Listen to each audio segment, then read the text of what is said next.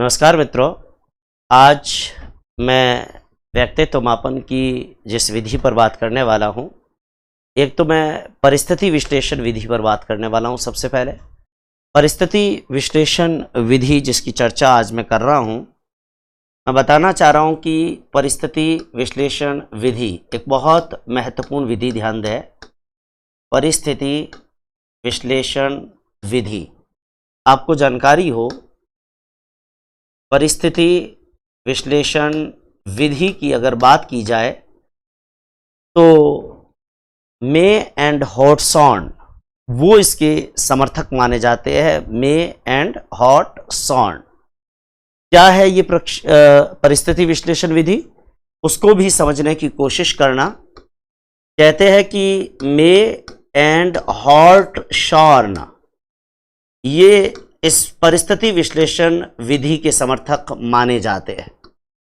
और इस विधि के अंदर क्या करते हैं, वैसे इस विधि को हमारे कई विद्वान अप्रक्षेपी में रखते हैं, तो कई विद्वान इसको प्रक्षेपी के अंदर रख देते हैं, लेकिन मुख्य रूप से हम इसे अप्रक्षेपी विधियों के अंदर जो है वो स्टडी करते हैं। हालांकि कई विद्वान जो हमारे हैं वो प्रक्षेपी भी कहते हैं, कई विद्वान इसे अप्रक्षेपी भी मानते हैं। लेकिन इस विधि में करते क्या है, इस विधि में पहले आप इस विधि को समझना, फिर मैं बताऊंगा कि इस विधि को प्रक्षेपी और अप्रक्षेपी दोनों के अंदर अलग अलग लोग क्यों काउंट करते हैं। सबसे पहले तो आपको जानकारी हो कि इस विधि के अंदर एक व्यक्ति को किसी विशेष परिस्थिति में रखकर, मतलब व्यक्ति पर परिस्थिति को थ्रो आउट किया है, परिस्थिति में उसको रखा है, इसलिए कई लोग इसको प्रक्षेपी भी कहते हैं। लेकिन ये एक साधारण सा मेथड होता है और जिसमें व्यक्ति को ये भनक भी लग जाती है कि ये जो है मेरे व्यक्तित्व का मापन हो रहा है। तो परिस्थिति थ्रो आउट होने के बाद भी व्यक्ति को चूंकि आइडिया हो जाता है, तो वो इसमें कृत्रिमता जो है वो ले आता है, आर्टिफिशियलिटी ले आता है। और चूंकि आर्टिफिशियलिटी जब जब भी वो ले आएगा तो निश्चित रूप से वो कृत्रिम व्यवहार करने की कोशिश जो है वो करेगा ही करेगा। जैसे मैं मे एंड हॉटसॉन, उन्होंने आपको जानकारी हो, जो एग्जाम्पल मैं बताना चाह रहा हूं, मे एंड हॉटसॉन ने व्यक्तित्व मापन के लिए क्या किया और किस तरीके से इस व्यक्तित्व का मापन जो है वो किया जाता है। जैसे उदाहरण के तौर पर मान लो हम ये कहते हैं कि एक कक्षा है और उस कक्षा के अंदर मान लो 40 बच्चे हैं। कितने बच्चे? 40 बच्चे। और मुझे ये पता करना है कि इस कक्षा के 40 बच्चों में कौन से बच्चे ऐसे हैं जिनमें चोरी की आदत है। मैं ये पता करना चाह रहा हूं कि एक कक्षा के अंदर 40 बच्चे हैं और 40 बच्चों के अंदर कौन से बच्चे के अंदर चोरी की आदत है, ये मुझे जानकारी चाहिए, ये मैं पता करना चाह रहा हूं। मैं क्या करता हूं कि मान लो एक कमरे के अंदर मैंने 40 बच्चे जैसे हैं, ठीक है, कितने बच्चे हैं? 40 बच्चे। मैंने 40 ही बच्चों को सपोज करिए ये कह दिया, सपोज करिए जो 40 बच्चे हैं, उन 40 बच्चों की चोरी की आदत मुझे विश्लेषण करना है, चोरी की आदत का मुझे पता करना है। और चोरी की आदत का पता करना है और मैं क्या करता हूं, मैं प्रत्येक बच्चे को 1-1 रुपए के 5 सिक्के देता हूं। 1-1 रुपए के कितने सिक्के देता हूं? 5 सिक्के। 1-1 रुपए के 5 सिक्के, यानी प्रत्येक बच्चे को मैं 5 सिक्के दे रहा हूं। और मैं बच्चों को, जो स्कूल के एक क्लास के बच्चे 40, उन्हें कहता हूं कि आप एक कमरे के अंदर जाइए और कमरे के अंदर एक गुल्लक रखा हुआ है, आपको ये 5 सिक्के क्या करने, इस गुल्लक के अंदर डालने हैं। देखिए, हम उस जमाने की बात कर रहे हैं जिस जमाने में कोई सीसीटीवी नहीं था।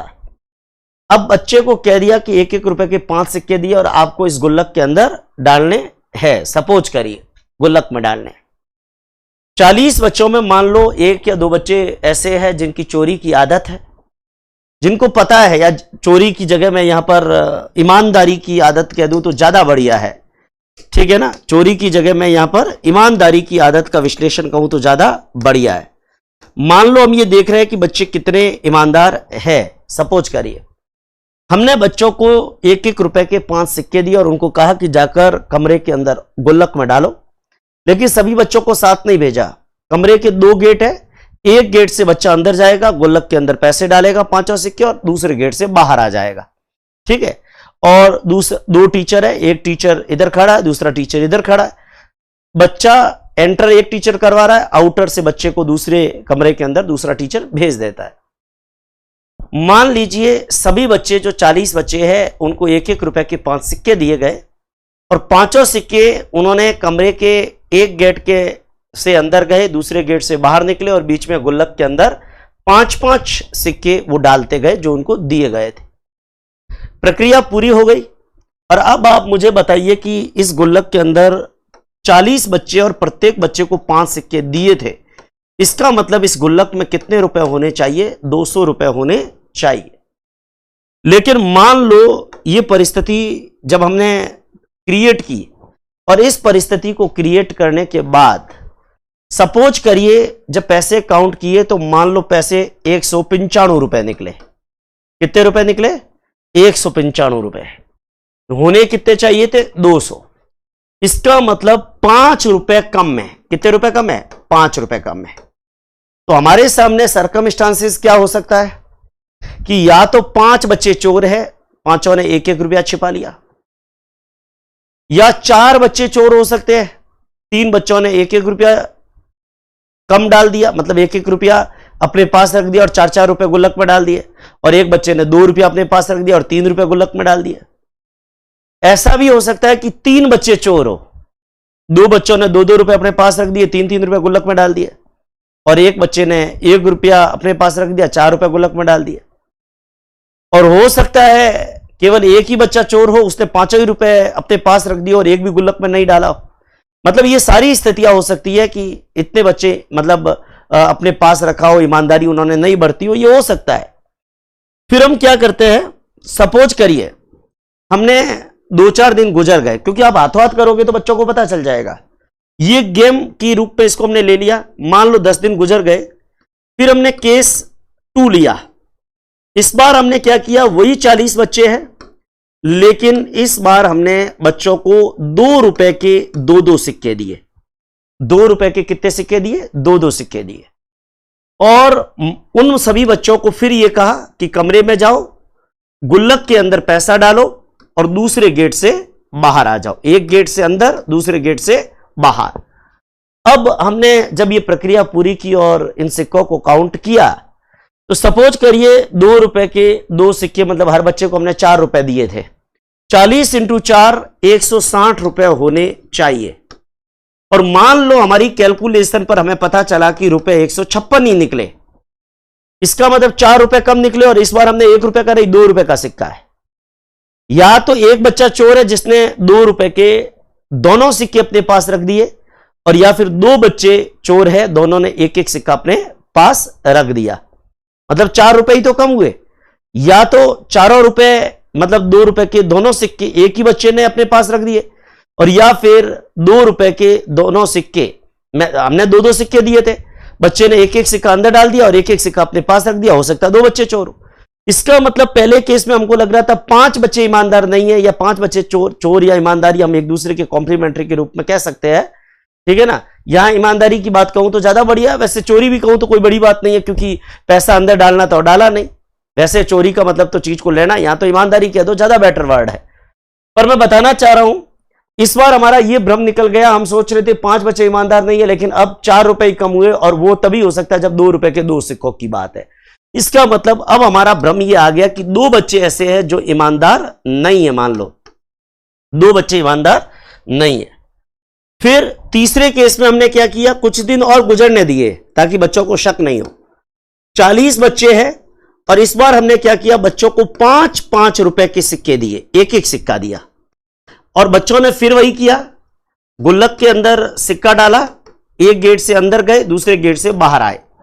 और हमने बाद में जब टोटल काउंट किया तो 5 रुपए के हिसाब से 200 रुपए होने चाहिए थे, लेकिन रुपए निकले 195। इसका मतलब कितने रुपए कम पड़े? 5 रुपए केवल। हमने हर बच्चे को 5-5 का ही सिक्का दिया, लेकिन इसका मतलब इस बार हमारे सामने स्थिति बिल्कुल स्पष्ट है कि एक ही बच्चा ऐसा है जो ईमानदार नहीं है। पहले हमको 5 लग रहा था, फिर हमको 2 लग रहा था, लेकिन अब हमको क्लियर है कि एक ही बच्चा है जो ईमानदार नहीं है। अब हमारे ये तो क्लियर हो गया कि एक बच्चा ईमानदार नहीं है, अब हमने कुछ दिन फिर गुजर गए, अभी उस बच्चे को पकड़ना है जो ईमानदार नहीं है। कुछ दिन और गुजर गए, हमने 40 की जगह 20-20 बच्चों के 2 ग्रुप बना दिए। 20-20 बच्चों के कितने ग्रुप बना दिए? 2 ग्रुप। और यहां फिर हमने 5-5 रुपए के सिक्के दिए। यहां हमने देखा 100 रुपए पूरे है। इसका मतलब हमारा यह भ्रम तो दूर हो गया कि यह ग्रुप बिल्कुल फैक्ट है, ये तो ईमानदार है। जो बच्चा ईमानदार नहीं है, मान लो यहां पर 20 × 5 100 रुपए होने चाहिए थे, 95 रुपए ही निकले। इसका मतलब जो ईमानदार बच्चा नहीं है वो इस ग्रुप में। फिर हमने इन 20-20 देखो बच्चों को शक नहीं हो, इसलिए हमने इन 20 बच्चों के भी 2 ग्रुप बनाए 10-10 के, और इनके भी 10-10 के 2 ग्रुप बनाए। अब ये तो हमें पहले ही पता चल गया ईमानदार है। तो ऐसी स्थिति में इस बार भी जब हमने पैसे चाहे 2 रुपए के, चाहे 5 रुपए के, चाहे 10 रुपए का सिक्का डलवा दो, हमने देखा कि यहां 10-10 के 2 ग्रुप बनाए थे, दोनों में पैसे पूरे आए, लेकिन यहां एक ग्रुप फैक्ट है, एक ग्रुप में प्रॉब्लम है। फिर हमने 10 का था 5-5 के ग्रुप बनाए, और ऐसे करते लास्ट में हम अंततोगत्वा उस बच्चे तक पहुंचे जो बच्चा ईमानदार नहीं है। यानी हमने क्या किया, ऐसी परिस्थिति के अंदर विश्लेषण किया जिस परिस्थिति में बच्चे की ईमानदारी का मूल्यांकन हो सके। इस प्रकार की विधि को प्रयोग में लिया था मिस्टर मे एंड हॉर्टशॉर्न ने। आपको मैंने एग्जाम्पल के माध्यम से समझाया है, तो कहने का मतलब यह विधि क्या कहलाती है? यह विधि कहलाती है परिस्थिति विश्लेषण विधि, मे एंड हॉर्टशॉर्न की। बहुत महत्वपूर्ण बात ध्यान रखना, परिस्थिति विश्लेषण विधि। देखो अब आप में से कई लोग कहेंगे कि ये प्रक्षेपी होनी चाहिए, क्योंकि इसमें तो हमने परिस्थिति फेंका है, व्यक्ति का सच अपने आप बाहर आया। लेकिन जब आप बार बार इस प्रोसेस को दोहरा रहे हो ना, तो बच्चे का थोड़ा सा IQ तेज है, तो उसको पता चल जाता है कि ये मैंने पिछली बार 5 रुपए का सिक्का अपने पास रखा था ना, अब अगर मैंने इस बार भी 5 रुपए का सिक्का अपने पास रखा तो मैं पकड़ा जाऊंगा। जो चोर होता है ना, वो एक बार चोरी करता, दूसरी बार करता, लेकिन तीसरी बार भी उसको वो देखता है कि वैसी परिस्थिति क्रिएट है, तो उसको पता चल जाता है कि इस बार चोरी की तो पकड़ा जाऊंगा, इस बार चोरी नहीं करूंगा। तो यहां पर भी ये हो सकता है, वो बच्चा जो 2 बार 3 बार पैसे अपने पास रख रहा था, जो पैसे उसको गुल्लक में डालने थे, चौथी बार उसको भनक लग गई, तो वो क्या करेगा, पैसे डाल देगा गुल्लक में, तो आपको पता ही नहीं चलेगा कि वास्तव में ईमानदार कौन नहीं है। ठीक है ना? तो बच्चा कृत्रिमता भी ले आता है, इसलिए हम इस विधि को मुख्य रूप से अप्रक्षेपी में काउंट कर लेते हैं। हालांकि परिस्थिति विश्लेषण विधि एक ऐसी विधि है जिसको कुछ विद्वान प्रक्षेपी विधि में काउंट करते हैं, तो कुछ विद्वान अप्रक्षेपी विधि के अंदर काउंट करते हैं। और मुख्य रूप से हम लोग इसमें चूंकि कृत्रिमता की संभावना बनी जाती है, इसलिए अप्रक्षेपी विधि के अंदर मुख्य रूप से हम इसको रखते हैं। मैं बताना चाह रहा हूं कि इस विधि के मुख्य समर्थक कौन थे। इस विधि के मुख्य समर्थक थे मे और हॉर्टशॉर्न। कौन थे इस विधि के मुख्य समर्थक? मे एंड हॉर्टशॉर्न। आपको ध्यान हो, इस विधि में हम क्या करेंगे, इस विधि के अंदर जिसको हम परिस्थिति विश्लेषण विधि कह रहे हैं, आपको जानकारी हो, इस विधि के अंदर व्यक्ति को विशेष परिस्थिति में रखकर, ध्यान दें, इस विधि में व्यक्ति को विशेष परिस्थिति में रखकर, व्यक्ति को विशेष परिस्थिति में रखकर, विशेष परिस्थिति में रखकर उसके व्यक्तित्व संबंधी, उसके व्यक्तित्व संबंधी गुणधर्म का आकलन किया जाता है, आकलन किया जाता है। तो आपको ध्यान हो, इस विधि में व्यक्ति को किसी विशेष परिस्थिति में रखकर और हम उसके व्यक्तित्व संबंधी गुणधर्मों का क्या करते हैं, पता करते हैं। जैसे मैं एक और एग्जाम्पल आपको देना चाहूंगा, एक और एग्जाम्पल आपके सामने यहां पर देना चाह रहा हूं। जैसे उदाहरण के तौर पर मैंने अपने किसी दोस्त को, मैं एक व्यवहारिक जीवन की घटना बता रहा हूं। मैंने मान लो मेरे किसी दोस्त को मैंने पैसा उधार दिया, और पैसा उधार दिया, उसने मुझे कहा था कि 1000 रुपये उधार दो, मैं तुम्हें कल ही दे दूंगा। 1 हफ्ता हो गया, 10 दिन हो गया, 20 दिन हो गया, 1 महीना हो गया, लेकिन उसने मेरा उधार चुकाया नहीं। मैंने उसे फोन किया तो उसने कहा कि बस अगले हफ्ते दे रहा हूं, कोई काम पड़ गया, मैं तुम्हारे घर आ नहीं पाया। फिर हफ्ता 10 दिन और गुजर गए, क्योंकि अपन भी सोचते यार 7 दिन हुए, कोई नहीं, वो आ जाएगा, नहीं फोन नहीं करते। अच्छा दोस्त है, फोन नहीं करते, दे देगा। लेकिन 10 दिन 20 दिन महीना भर और गुजर गया, लेकिन पैसे नहीं आए। हमने और फोन किया तो उसने कहा यार मेरे जो है वो रिश्ते के अंदर मेरी नानी की डेथ हो गई थी और वहाँ चला गया, फिर काम में फंस गया, बस अगले महीने आपको दे दूंगा। फिर महीना गुजर गया, मैंने कॉल किया, कॉल करने पर उसने मुझे जवाब दिया कि यार कोई और काम पड़ गया, ऑफिस के अंदर तनख्वाह आई नहीं, फिर कोई बहाना बना दिया। ऐसे गुजरते गुजरते 6 महीना साल भर हो गया। जब भी फोन करता कोई ना कोई एक्सक्यूज तैयार। एक दिन सपोज मैं मार्केट के अंदर किसी दुकान पर खड़ा था और सामने रेस्टोरेंट के अंदर वो भाई साहब अपनी धर्मपत्नी के साथ में प्रवेश कर रहे हैं। मैंने सामने जिस दुकान पे मैं खड़ा था वहीं से मैंने फोन किया, train train train train, mobile की घंटी बजी। मैं बताना चाह रहा हूं कि मोबाइल की घंटी बजी और उस आदमी ने क्या कहा, उस आदमी ने कहा यार मैं तो आज बाड़मेर नहीं जोधपुर निकल गया हूं। उसने मुझे जैसे ही ये कहा कि मैं बाड़मेर नहीं जोधपुर निकल गया हूं, जबकि वो आदमी मेरे सामने ही अपनी धर्मपत्नी के साथ रेस्टोरेंट में जा रहा है। उसी धर्मपत्नी के साथ जिसको पिछले हफ्ते जब मैंने उसको फोन किया था तब उसकी धर्मपत्नी ने उठाया था और कहा था कि वो सर तो बाहर गए हुए हैं। अब वो सर बाहर थे या नहीं थे मुझे नहीं पता, लेकिन आज तो वो दोनों ही कपल में पति पत्नी दोनों सामने रेस्टोरेंट के अंदर ऊपर जा रहे हैं।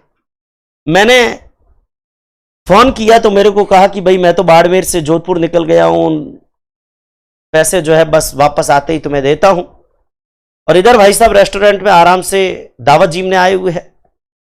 मुझे भी लगा कि आज तो रंगे हाथों शिरकत करनी चाहिए उनकी दावत के बीच में। मैं चला गया और भाई साहब का चेहरा सामने की तरफ था। मैंने पीछे से कहा नमस्ते भाभी जी। वो जो मेरा मित्र था उसने भी अपनी मुंडी घुमाई और देखकर मुझे न केवल चौंक गया, खड़ा हो गया और मुझे देखता रहा, क्योंकि अभी 2 मिनट पहले उसने मुझे कहा था कि वो जोधपुर निकल गया। और फिर बहाना बनाने लगा कि यार मैं मजाक कर रहा था, मैं तो आज तुझे सरप्राइज देने वाला था, मैं तो बस यहां से रेस्टोरेंट से होके तेरे घर ही तेरे को पैसे देने आने वाला था। उसने बटुआ निकाला और शर्मिंदगी पूर्वक 1000 रुपये मुझे दे दिए। अब आप मुझे सोचिए, हमने उस व्यक्ति को क्या किया, रंगे हाथों पकड़ लिया। ये परिस्थिति विश्लेषण के अंदर इस प्रकार से हम चाहे बच्चे की ईमानदारी का पता करना हो, चाहे उसके झूठ को पकड़ना हो, चाहे उसकी चोरी को पकड़ना हो, इस तरीके से हम कोई ना कोई एक पर्टिकुलर कंडीशन को क्रिएट करते हैं और उस कंडीशन के अंदर हम लोग जो है व्यक्ति के व्यक्तित्व का मापन करते हैं। यहां पर भी एक बात मैं कह रहा हूं कि परिस्थिति जब हम क्रिएट करते हैं और इस परिस्थिति की भनक अगर विषय को लग जाए, मतलब जिसके व्यक्तित्व का मापन कर रहे हैं वो विषय, परिस्थिति की भनक विषय को लगने पर झूठ की या कृत्रिमता की संभावना बनी रहेगी। अगर परिस्थिति की भनक विषय को लग जाए तो विषय को परिस्थिति की भनक लगने पर झूठ या कृत्रिमता, झूठ कह दो या कृत्रिमता कह दो, इसकी संभावना बनी रहेगी। झूठ की या कृत्रिमता की संभावना बनी रहेगी। ये एक महत्वपूर्ण बात अपने को दिमाग के अंदर रखनी है। परिस्थिति की भनक कई बार विषय को लग जाती है और विषय खुद ही परिस्थिति को भांप लेता है। जैसे मैंने कहा ना, कोई चोर है, एक बार चोरी करता है, दूसरी बार करता है, लेकिन तीसरी बार भी वो देखता है कि चोरी का अवसर मिला हुआ है, तो उसको समझ में आना चाहिए कि भाई अब तो पकड़े जाने के लक्षण हो रहे हैं। वो चोरी करना बंद कर देता है। 1 बार 2 बार चोरी की, ठीक है, तीसरी बार भी वही अवसर मिला तो उसको लगा अब कोई पकड़ने के लिए जाल बिछा रहा है, अब शिकारी कोई जाल बिछा रहा है और इस जाल से बचना चाहिए। वो क्या करता है, चोरी करना बंद कर देगा कुछ दिन के लिए, ताकि पकड़ में ही नहीं आएगा। आपने देखा होगा कई बार क्रिमिनल्स होते हैं ना, मर्डर कर लेते हैं। आप क्राइम पेट्रोल वगैरह अगर आप देखते हो, CID वगैरह देखते हो, तो उसमें इस प्रकार की चीजें बताते हैं कि क्राइम को जो इंस्पेक्शन करने वाले, जांच करने वाले लोग होते हैं, वो क्रिमिनल को पकड़ने के लिए कैसे जाल बिछाते हैं। लेकिन अगर क्रिमिनल भी साथे रहे तो उसको पता चल जाता है कि भाई जैसे एक बार किसी ने मर्डर किया और वही अगर कहते हैं कि सीरियल किलर है, बार बार मर्डर कर रहा है, एक ही टाइप से कर रहा है, तो पुलिस भी क्या करती है, उसकी सीरियल किलिंग के तरीके वगैरह को पकड़ के फिर ऐसा जाल बिछाती है जिसमें शिकारी खुद फंस जाए, परिस्थिति क्रिएट करके और पकड़ने की कोशिश की जाती है। लेकिन कई बार क्रिमिनल होशियार होता है और उसको भनक लग जाए तो पुलिस चाहकर भी उसको पकड़ नहीं पाती है। तो यहां पर वही बात है कि भनक लगने पर, एक बात और कह दूं, परिस्थिति विश्लेषण की जगह कई बार इसको हम एक और नाम से भी जानते हैं, इसको हम निर्माण परीक्षण विधि भी कहते हैं। ठीक है, इस विधि को हम क्या कहते हैं? इस विधि को निर्माण परीक्षण विधि भी कहते हैं। एक बात ध्यान देना, इसको रटने की आवश्यकता नहीं है, मैंने जो एग्जाम्पल दिया है ना, उस एग्जाम्पल के माध्यम से समझने की कोशिश करना। इस प्रकार से परिस्थिति विश्लेषण से या निर्माण परीक्षण विधि के द्वारा हम व्यक्ति के व्यक्तित्व का मापन जो है वो कर सकते हैं। ठीक है, चलिए एक और विधि पर भी आज के इस लेक्चर के अंदर मैं आपको लेकर आ रहा हूं, एक और विधि के ऊपर। वो विधि है निरीक्षण विधि। ध्यान देना, निरीक्षण, निरीक्षण कह दो, ऑब्जर्वेशन कह दो, निरीक्षण विधि। व्यक्तित्व के परीक्षण करने के लिए, व्यक्ति के व्यवहार का परीक्षण करने के लिए विभिन्न परीक्षणकर्ता जो होते हैं वो अलग अलग परिस्थितियों में व्यक्ति का क्या करते हैं? निरीक्षण करते हैं। देखो, निरीक्षण का मतलब सीधा सीधा है व्यक्ति को देखना ध्यान से, उसकी एक्टिविटी पर नजर रखना, उसकी क्रिया और उसकी जो प्रतिक्रिया है उन प्रतिक्रियाओं को ऑब्जर्व करना। जब हम किसी व्यक्ति की क्रिया को और उसकी प्रतिक्रिया को ऑब्जर्व करते हैं तो सीधी सीधी बात है हम उस व्यक्ति के व्यवहार के बारे में क्या करते हैं? निरीक्षण करते हैं। मैं एक बात बताना चाह रहा हूं, जैसे एग्जाम्पल के तौर पर आपको निरीक्षण का मतलब समझाओ। जैसे एक टीचर है, एक टीचर मान लो जिस क्लास में पढ़ाता है ना, उस क्लास के बच्चों को न केवल पढ़ाता है बल्कि क्लास के सारे बच्चे उसकी नजर में रहते हैं, और केवल पढ़ाई नहीं, एक टीचर जिन बच्चों को पढ़ाता है उनकी एक्टिविटीज पर भी क्या करते हैं? ऑब्जर्व करते हैं। घर में भी आपको पता हो, बच्चे के माँ बाप जो है बच्चे पर हमेशा नजर रखते हैं, आस पड़ोसी है वो नजर रखते हैं। हम दिन प्रतिदिन में जिन जिन लोगों से भी हमारी मुलाकात होती है ना, उनके ऊपर हमारी, चाहे इंटेंशन के साथ में नहीं भी हो, लेकिन अनइंटेंशन के साथ भी हमारी नजर जरूर ऐसे व्यक्तियों पर, ऐसे व्यक्तियों की गतिविधियों पर निश्चित रूप से रहती है। जैसे एक एग्जाम्पल मैं देना चाहूंगा आपको, निरीक्षण विधि के संदर्भ में आपको बताना चाह रहा हूं कि एक बात ध्यान दे, निरीक्षण विधि जैसे व्यवहारवाद है ना, मनोविज्ञान के अंदर व्यवहारवाद, व्यवहारवाद आपको जानकारी हो, व्यवहारवाद किसने दिया था? जेबी वॉटसन ने दिया था। और मनोविज्ञान आज की तारीख में इसी व्यवहारवाद का समर्थन क्यों करता है? क्योंकि व्यक्ति का व्यवहार जो होता है वो प्रेक्षणीय होता है। देखो, मनोविज्ञान के अंदर हम व्यवहारवाद की बात करते हैं और हम मनोविज्ञान को व्यवहार का विज्ञान कहते हैं, व्यवहार का वैज्ञानिक अध्ययन कहते हैं। और हम व्यवहार का वैज्ञानिक अध्ययन मनोविज्ञान को क्यों कहते हैं? क्योंकि प्रत्येक व्यक्ति का व्यवहार जो होता है वो अवलोकनीय होता है, प्रत्येक व्यक्ति का व्यवहार जो होता है वो प्रेक्षणीय होता है, और प्रत्येक व्यक्ति का व्यवहार जो होता है उसका निरीक्षण किया जा सकता है। तो प्रत्येक व्यक्ति का व्यवहार चूंकि प्रेक्षणीय और अवलोकनीय होता है, इसलिए विभिन्न प्रकार की परिस्थितियों में व्यक्ति के व्यवहार का क्या क्या किया जा सकता है? निरीक्षण किया जा सकता है। जैसे मैंने कहा कि हम लोग आमतौर पर जिस व्यक्ति से भी मिलते हैं ना, उसके बारे में कोई न कोई राय बनाते हैं। जैसे मान लो हमारा कोई दोस्त है, और मान लो हमारे रिलेटिव की किसी की लड़की है और जिसकी शादी की बात मेरे दोस्त के साथ, हमारे दोस्त के साथ चल रही है, तो हमारे जो रिश्तेदार है ना, उस लड़की के पेरेंट्स, वो हमें पूछेंगे कि वो लड़का तेरा दोस्त है ना जिसके साथ हमारी छुट्टियां की, हमारी गुड़िया की बात कर रहे हैं, बताओ वो तुम्हारा दोस्त कैसा है? देखो, हम गलत बताए सच बताए ये तो हम पे है, लेकिन वो हमारे को इस उम्मीद के साथ पूछते हैं कि हम उस लड़के के बारे में सही रिपोर्ट उनको देंगे। अब आप एक चीज बताओ, हमने उस लड़के की जासूसी कोई टारगेट के साथ नहीं की, लेकिन चूंकि वो लड़का हमारा दोस्त है इसलिए हम उसके बारे में सब कुछ जानते हैं।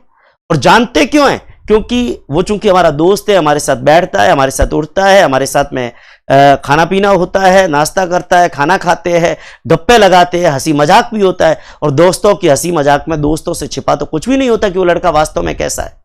ठीक है, तो कहने का मतलब यह है कि हम, वो लड़की के जो पेरेंट्स हैं, जो हमारे रिश्तेदार है ना, वो उस तीसरे लड़के के बारे में हमसे पूछते हैं कि वो लड़का कैसा है।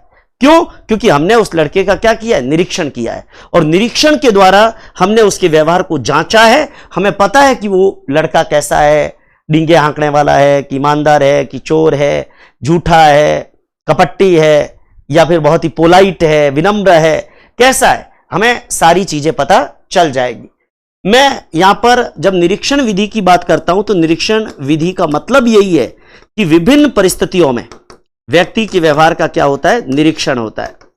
निरीक्षण विधि का मतलब यही है कि अलग अलग प्रकार की जो भी हमारे पास परिस्थितियां है, उन परिस्थितियों में, विभिन्न प्रकार की परिस्थितियों में व्यक्ति के व्यवहार का निरीक्षण किया जाता है। व्यक्ति के व्यवहार का क्या करते हैं? निरीक्षण करते हैं। बहुत महत्वपूर्ण बात ध्यान देना, मैं बताना चाह रहा हूं कि विभिन्न प्रकार की परिस्थितियों में व्यक्ति के व्यवहार का निरीक्षण किया जाता है।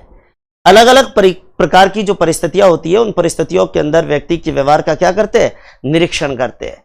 एक बहुत महत्वपूर्ण बात यह है कि हम अलग अलग परिस्थितियों में व्यक्ति के व्यवहार का निरीक्षण करते हैं और उन निरीक्षण से हमें पता चलता है कि वास्तव में व्यक्ति का व्यवहार कैसा है। लेकिन एक बात ध्यान देना, व्यक्ति का व्यवहार का जो निरीक्षण किया जाता है, उसकी जांच की जाती है, उसको ऑब्जर्व किया जाता है, यह निरीक्षण भी दो प्रकार का होता है।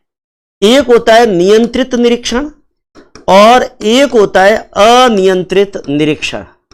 एक होता है नियंत्रित निरीक्षण और एक कैसा निरीक्षण है? अनियंत्रित निरीक्षण। मैं एक एग्जाम्पल के माध्यम से समझाना चाह रहा हूं। जब सपोज करिए, नियंत्रित निरीक्षण और अनियंत्रित निरीक्षण का मतलब क्या है? जैसे टीचर क्लास के अंदर होता है, 40 बच्चों को पढ़ाता है, हर बच्चे के पेरेंट्स आते हैं और पूछते हैं कि मेरा बच्चा कैसा है। हमने किसी बच्चे का टारगेटेड ऑब्जर्वेशन नहीं किया, लेकिन फिर भी हमें पता है कि सारे बच्चे कैसे हैं, वो बच्चा कैसा है, वो बच्चा कैसा है, कौन मेहनती है, कौन होमवर्क करता है, कौन क्लास वर्क करता है, सारा ऑब्जर्वेशन हम करते हैं। कौन शरारती है, कौन कक्षा में हवाई जहाज उड़ाता है, सब पता है हमारे को। टीचर को तो पता होता है, टीचर से छिपा हुआ कुछ भी नहीं है। टीचर इग्नोर करे वो अलग बात है, पर टीचर को तो पता ही है कि उसके बच्चे कैसे है। एक माँ बाप को पता ही होता है कि मान लो एक माँ बाप है, उनके 2 बच्चे, उनको पता है कि एक बच्चा कैसा और दूसरा बच्चा कैसा है। तो कहने का मतलब ये अनियंत्रित निरीक्षण होता है जिसमें हमने बच्चे को टारगेट नहीं किया, मतलब बिना लक्ष्य के, हमारे पास में लक्ष्य है ही नहीं, बिना लक्ष्य के जो निरीक्षण होता है, जहां हमने किसी बच्चे को टारगेट नहीं किया, किसी बच्चे को लक्ष्य में नहीं रखा, वो निरीक्षण कैसा है? अनियंत्रित निरीक्षण है।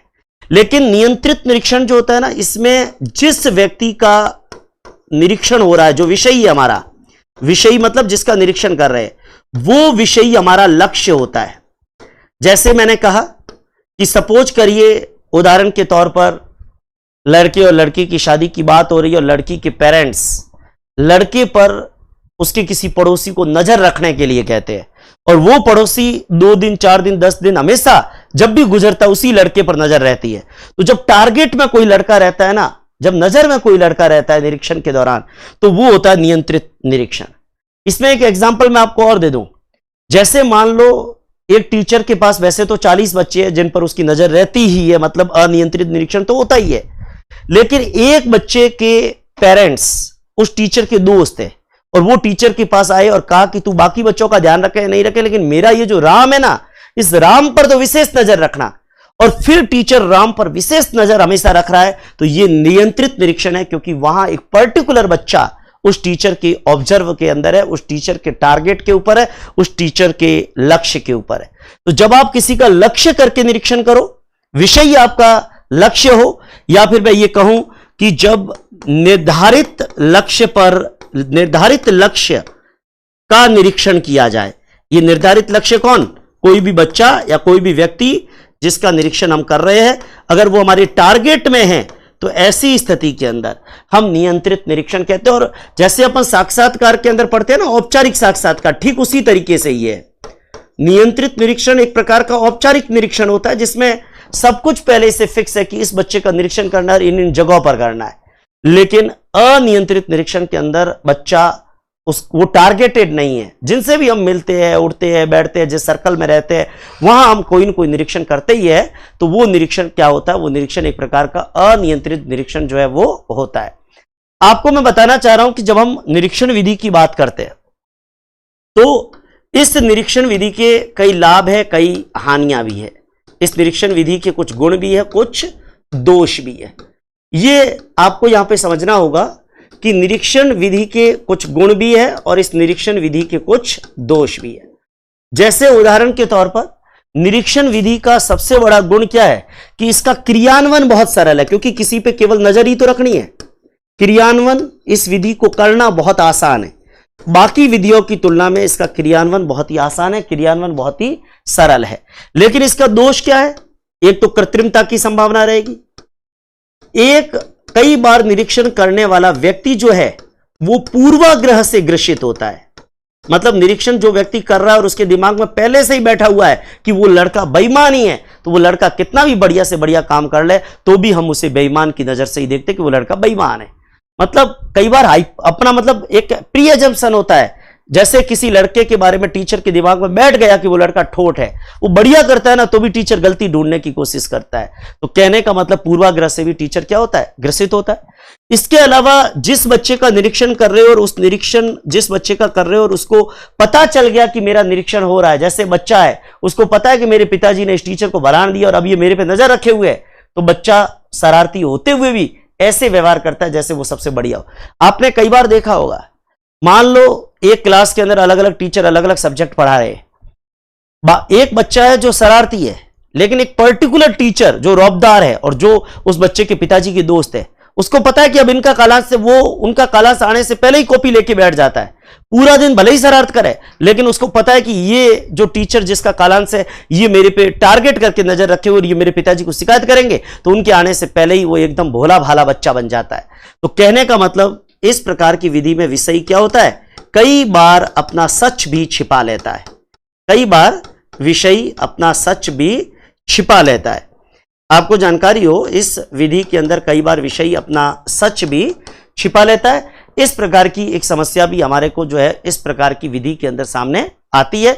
ये एक बहुत महत्वपूर्ण बात अपने को दिमाग के अंदर रखनी है। इसी तरीके से मैं आपको बताना चाह रहा हूं, एक विधि और आती है जिसको हम कहते हैं रेटिंग स्केल विधि। आप रेटिंग स्केल विधि में आपको ज्यादा गहराई में नहीं जाना है। जैसे चुनावों के अंदर आप देखते हो ना रेटिंग, जैसे चुनावों के एग्जिट पोल वगैरह कैसे होते हैं, रेटिंग स्केल, रेटिंग स्केल कह दो या मानदंड मूल्यांकन कह दो, मानदंड मूल्यांकन। इसमें क्या करते हैं व्यक्ति, इसमें अपन मतलब कोई व्यक्ति नहीं, इसमें कोई गुण जैसे है, उस गुण पर अलग अलग व्यक्तियों के मतलब व्यक्ति के किसी विशेष गुण का आकलन करना है। जैसे मान लो कक्षा में 40 बच्चे हैं, इनकी परफॉर्मेंस का आकलन है, इनकी ईमानदारी का, इनके सत्य का है। तो मैं इसमें अपन क्या करते हैं, इसमें रेटिंग स्केल विधि के अंदर अलग अलग प्रकार की 4 पॉइंट, 5 पॉइंट, 7 पॉइंट रेटिंग, जैसे उदाहरण के तौर पर हमने कोई गुणधर्म ले लिया और उसके संदर्भ में अलग अलग बच्चों को रेटिंग करी कि बहुत अच्छा, अच्छा, मध्यम, बुरा, बहुत बुरा।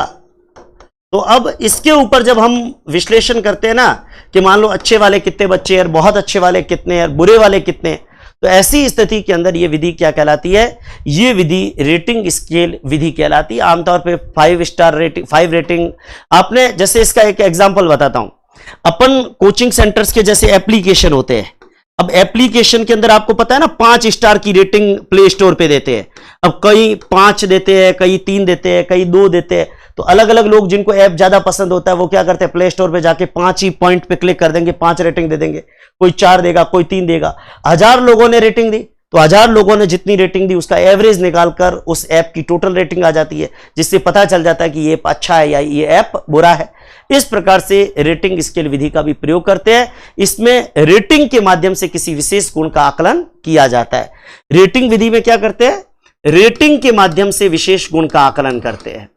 तो ये व्यक्तित्व मापन की तमाम विधियां थी जिन पे मैंने बात की है। अगले लेक्चर में हम फिर कुछ और विधियों के ऊपर जो है वो आगे बढ़ने का प्रयास करेंगे और निश्चित रूप से जो भी विधियां हम पढ़े उन विधियों को बहुत अच्छे से पढ़े और एग्जाम्पल के साथ में पढ़े, क्योंकि परीक्षा के अंदर सीधा रटा रटाया सवाल नहीं आएगा। परीक्षा के अंदर एप्टीट्यूड बेस्ड सवाल आएगा और तब जिस बच्चे ने ढंग से समझा हुआ है ना वो बच्चा ज्यादा अच्छा करके आएगा, क्योंकि ऑब्जेक्टिव क्वेश्चन आएंगे और ऑब्जेक्टिव क्वेश्चन के अंदर रट्टे से ज्यादा समझ जरूरी है। तो आपको समझ के बेस पर सारी विधियां अच्छे से समझ में आनी चाहिए। चलिए फिर अगले लेक्चर के अंदर कुछ और विधियों पर बात करूंगा, प्रक्षेपी विधियों पर बात करूंगा। धन्यवाद। जय हिंद, वंदे मातरम।